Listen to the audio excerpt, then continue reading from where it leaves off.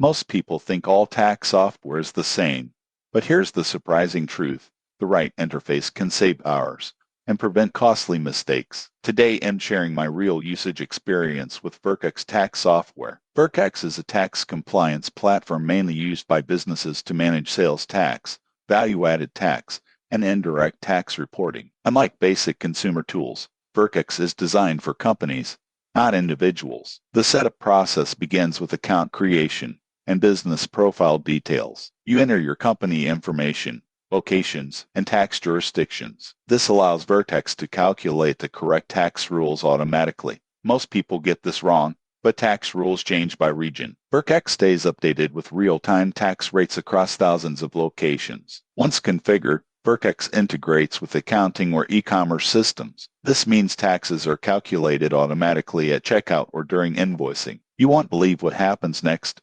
Instead of manually checking rates, the system applies correct tax instantly, even for complex scenarios.